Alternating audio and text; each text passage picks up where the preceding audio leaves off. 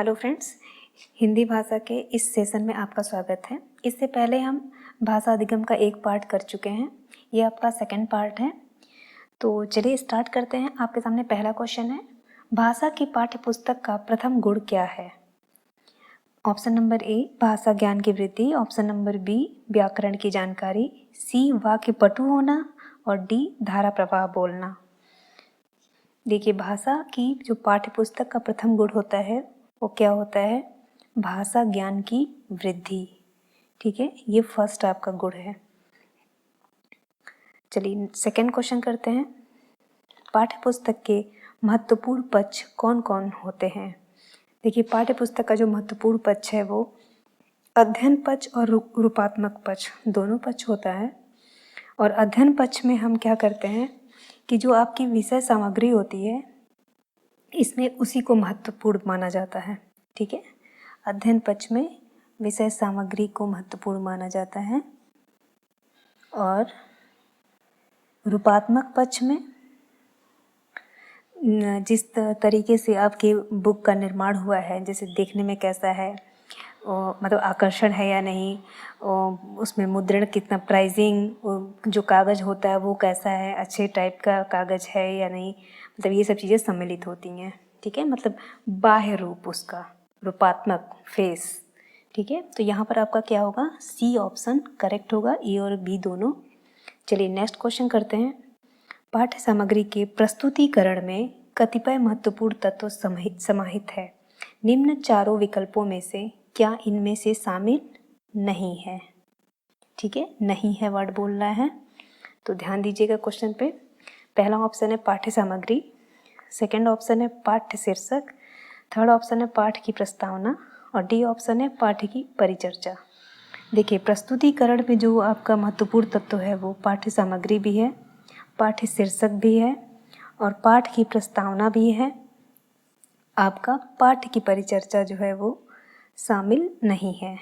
ठीक है, देखिए इन तीनों के अलावा है रचनाकार का परिचय, शब्दकोश, व्याख्या, टिप्पणी, अंतःकथाएं, संदर्भ एवं अभ्यास।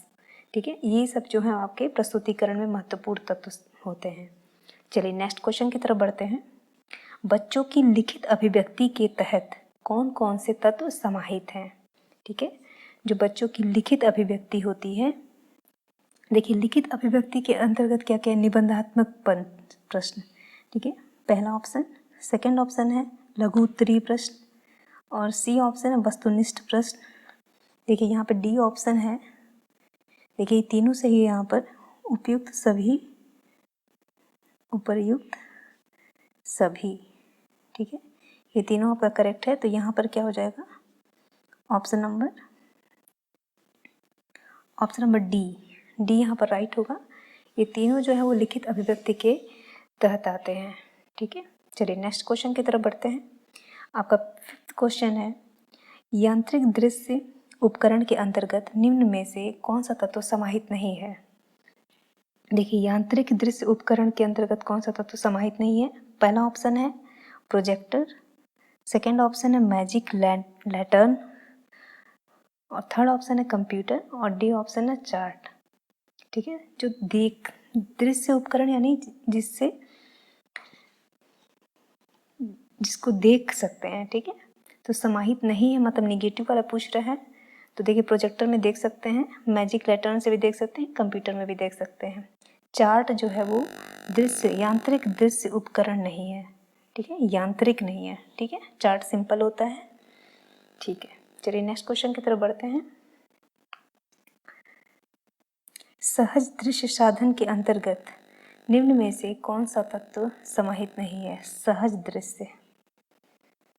देखिए, चार्ट जो है वो सहज दृश्य है, चित्र भी है, पोस्टर भी है, बट मैजिक लैंटर्न जो है वो सहज दृश्य साधन नहीं है। ठीक है, मैजिक लैंटर्न। देखिए, इससे पहले क्या क्वेश्चन था? इससे पहले वाला क्वेश्चन देखिए, यांत्रिक दृश्य उपकरण पूछा है। ठीक है, यांत्रिक, तो ये ध्यान दीजिएगा वहाँ क्या पूछा है सिक्स क्वेश्चन में? सहज दृश्य उपकरण। यांत्रिक का मतलब है आपका जैसे जो प्रोजेक्टर, मैजिक लैंटर्न, कंप्यूटर, ये सब इलेक्ट्रॉनिक चलते हैं मशीन से, तो ये सब क्या होंगे? यांत्रिक दृश्य उपकरण में आएंगे। ठीक है, चलिए नेक्स्ट क्वेश्चन है वही सहज दृश्य साधन के अंतर्गत कौन सा समाहित नहीं है। नहीं है वर्ड पूछा है। ठीक है, तो मैजिक लैंटर्न जो है वो सहज नहीं है, ये क्या है, यांत्रिक है। ठीक है, चलिए नेक्स्ट क्वेश्चन करते हैं। दृश्य श्रव्य के साधनों में निम्न में से क्या शामिल नहीं है। जो देख सकते हैं और सुन सकते हैं। ठीक है, देखिए नाटक एवं अभिनय, ये है नाटक अभिनय। ठीक है, ये सब देख सकते हैं सुन सकते हैं। कविता पाठ को भी देख सकते हैं सुन सकते हैं। रेडियो, देखिए रेडियो में आप देख नहीं सकते हैं। ठीक है, सिर्फ सुन सकते हैं। परिभ्रमण में भी देख सकते हैं और सुन सकते हैं। Option number D, option number C radio. ठीक है, रेडियो यहाँ पर करेक्ट आंसर होगा। रेडियो जो है वो यांत्रिक श्रव्य साधन है। ठीक है, ये क्या है, यांत्रिक श्रव्य मतलब सुनने वाला साधन। ठीक है, रेडियो सिर्फ सुनने वाला साधन है। ठीक है, और यांत्रिक यानी मैकेनिकल है। ठीक है, चलिए नेक्स्ट क्वेश्चन करते हैं। निम्न में से शिक्षक का कौन सा गुण नहीं है। चलिए बताइए शिक्षक का कौन सा गुण नहीं है, इसमें से नहीं है पूछा है। ठीक है, ऑप्शन नंबर ए, शिक्षक राष्ट्र निर्माता होता है। बी ऑप्शन है, शिक्षक का स्वर प्रभावी एवं ओजपूर्ण होना चाहिए। सी ऑप्शन है, शिक्षक को अपने घर के बच्चों पर विशेष ध्यान देना चाहिए। डी ऑप्शन है, अभिव्यक्ति की कुशलता हिंदी शिक्षण का गुण होना चाहिए। चलिए बताइए क्या आंसर होगा। देखिए राष्ट्र निर्माता होता है शिक्षक, बिल्कुल सही है कि शिक्षक जो है वो राष्ट्र का भविष्य होता है। सेकंड ऑप्शन है, मतलब राष्ट्र का निर्माता होता है, सॉरी। शिक्षक का स्वर प्रभावी एवं ओजपूर्ण होना चाहिए, बिल्कुल सही है। देखिए शिक्षक नहीं होंगे तो बच्चों का जो भविष्य है वो अच्छा नहीं होगा। ठीक है, तो शिक्षक हमेशा अच्छे होने चाहिए। शिक्षक को अपने घर के बच्चों पर विशेष ध्यान देना चाहिए, बिल्कुल गलत बात है ये। ठीक है, घर के बच्चों पर ध्यान नहीं देना चाहिए, नहीं, यही आपको यहाँ पर ये आपका सी ऑप्शन ही यहाँ पर करेक्ट होगा, ये नहीं करना चाहिए। ठीक है, अभिव्यक्ति की कुशलता हिंदी शिक्षण का गुण होना चाहिए, ये बिल्कुल सही है। ठीक है, तो ऑप्शन नंबर सी यहाँ पर करेक्ट होगा। शिक्षक को अपने घर के बच्चों पर विशेष ध्यान नहीं देना चाहिए। ठीक है, यहाँ पे देना चाहिए लिखा है, तो ये आपका सी ऑप्शन करेक्ट होगा। चलिए नेक्स्ट क्वेश्चन करते हैं। किसने यह कहा है कि भाषा सीखने के दौरान बालक कोरी स्लेट नहीं होता है। ठीक है, कोरी स्लेट नहीं होता है किसने कहा। देखिए चॉम्स्की जो थे वो कहे हैं कि भाषा सीखने के दौरान जो बालक होता है वो कोरी स्लेट नहीं होता है। ठीक है, चलिए नेक्स्ट क्वेश्चन करते हैं। भाषा शिक्षण के सामान्य सिद्धांतों में निम्न में से क्या शामिल नहीं है। देखिए सारे नेगेटिव वाले वर्ड हैं यहाँ पर। ठीक है, शामिल नहीं है। ऑप्शन नंबर ए आपके सामने है, रुचि जागृति का सिद्धांत। बी ऑप्शन है प्रेरणा का सिद्धांत। सी ऑप्शन है पुनरावृत्ति का सिद्धांत और डी ऑप्शन है मनोवृत्ति का सिद्धांत। चलिए बताइए आंसर। देखिए जो भाषा शिक्षण है इसके कुछ सिद्धांत हैं। ठीक है, देखिए रुचि जागृति करने का सिद्धांत है। ठीक है, रुचि जागृति, रुचि बढ़ाते हैं ना बच्चों में, जैसे कि आप कोई चीज़ पढ़ा रहे हैं तो बच्चों में उस चीज़ की रुचि को डेवलप करते हैं। ठीक है, तो बच्चे आपकी तरफ अट्रैक्ट होते हैं पढ़ने के लिए। ठीक है, नेक्स्ट है प्रेरणा का सिद्धांत, मतलब उन सब चीज़ों से उनको प्रेरणा मिलती है, बिल्कुल सही है। पुनरावृत्ति का सिद्धांत, देखिए पुनरावृत्ति भी होती है, जब कोई चीज़ हम पढ़ाते हैं तो उसको दोबारा रिपीट करते हैं, तो ये सिद्धांत भी भाषा शिक्षण के अंतर्गत आती है। मनोवृत्ति का सिद्धांत, देखिए ये यहाँ पर नहीं होता है। ठीक है, मनोवृत्ति, लास्ट ऑप्शन डी यहाँ पर करेक्ट होगा 10वें का। ठीक है, मनोवृत्ति का सिद्धांत भाषा शिक्षण के अंतर्गत नहीं आता है। ठीक है, चलिए नेक्स्ट क्वेश्चन करते हैं। भाषा अर्जित करने के संदर्भ में कौन सा कथन उचित नहीं है। देखिए, भाषा अर्जित करने के संदर्भ में कौन सा कथन जो उचित नहीं है वर्ड पर ध्यान दीजिएगा। पहला ऑप्शन है यह एक सह प्रक्रिया है, ठीक है। सेकेंड ऑप्शन है यह एक स्वाभाविक प्रक्रिया है। सी ऑप्शन है बच्चे भाषा के नियमों को आत्मसात करते हैं।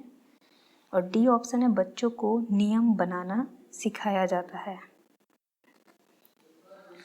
ठीक है। देखिए, यह एक सह प्रक्रिया बिल्कुल सही है, यह एक स्वाभाविक प्रक्रिया ये भी सही है। बच्चे भाषा के नियमों को आत्मसात करते हैं, मतलब अंदर से समझते हैं भाषा के नियमों को, ठीक है, ग्रहण करते हैं, ये भी सही है। बच्चों को नियम बनाना सिखाया जाता नहीं, ये बिल्कुल नहीं किया जाता है। बच्चों को नियम नहीं बनाया जाता है।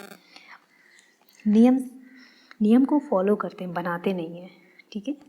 तो यहाँ पर आपका डी ऑप्शन करेक्ट होगा, ठीक है। चलिए नेक्स्ट क्वेश्चन करते हैं। भाषा सीखने और भाषा अर्जित करने में अंतर का मुख्य आधार क्या है, ठीक है। भाषा सीखने और भाषा को अर्जित करने में जो अंतर होता है उसका मुख्य आधार क्या है। फर्स्ट ऑप्शन है भाषा की पाठ्यपुस्तकें, सेकेंड ऑप्शन है भाषा का उपलब्ध परिवेश, सी ऑप्शन है भाषा की जटिल संरचनाएं, डी ऑप्शन है भाषा का लिखित आकलन, ठीक है। देखिए, पाठ्यपुस्तकें होती हैं। देखिए, भाषा का जो उपलब्ध परिवेश है ये आपका करेक्ट आंसर होगा। जो भाषा का उपलब्ध परिवेश है इसी के द्वारा जो है, परिवेश के द्वारा जो है भाषा सीखने और अर्जित करने में बच्चों को आसानी होती है, ठीक है। चलिए नेक्स्ट क्वेश्चन करते हैं। 13th क्वेश्चन है प्राथमिक स्तर पर हिंदी भाषा सिखाने के लिए सबसे अधिक जरूरी क्या है। ऑप्शन नंबर ए भाषा शिक्षण का भाषा ज्ञान, बी ऑप्शन है कक्षा में रंगीन पाठ्यपुस्तकें, सी ऑप्शन है कक्षा में प्रिंट समृद्ध परिवेश, और डी ऑप्शन है कक्षा में लिखित आकलन। देखिए, जो प्राइमरी लेवल पे बच्चे होते हैं, छोटे बच्चे होते हैं, तो उन लोगों के जो क्लास में दीवार वगैरह होते हैं उस पर प्रिंट करके ABCD या 1 2 3 4 या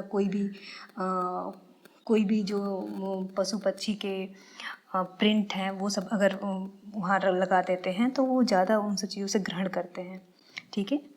तो यहाँ पर क्या होगा कि कक्षा में जो प्रिंट समृद्ध परिवेश है ये आपका सबसे ज़्यादा ज़रूरी होता है। इससे बच्चे बहुत ज़्यादा सीखते हैं, जल्दी सीखते हैं चीज़ों को, ठीक है। ऑप्शन नंबर सी यहाँ पर करेक्ट आंसर होगा।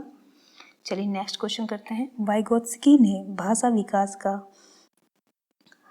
क्या परिप्रेक्ष्य प्रस्तुत किया है, कौन सा परिप्रेक्ष्य प्रस्तुत किया है, ठीक है। देखिए, वाइगोत्स्की जो थे वो किस बारे में बात किए थे, समाज अंतःक्रिया के बारे में, ठीक है। वाइगोत्स्की ने भाषा विकास का समाज सांस्कृतिक परिप्रेक्ष्य प्रस्तुत किया है, ठीक है। सभी लोग इसको याद रखिएगा, बहुत ही इंपॉर्टेंट क्वेश्चन है। चलिए नेक्स्ट क्वेश्चन करते हैं। भाषा सीखने सिखाने की प्रक्रिया में क्या सबसे कम महत्वपूर्ण है। देखिए, यहाँ पर क्वेश्चन सबसे कम महत्वपूर्ण पूछ रहा है, ठीक है। ऑप्शन नंबर ए भाषा की पाठ्यपुस्तक, ऑप्शन नंबर बी है भाषा का आकलन, ऑप्शन नंबर सी है भाषा शिक्षण की पद्धति, और डी ऑप्शन है भाषा का परिवेश, ठीक है।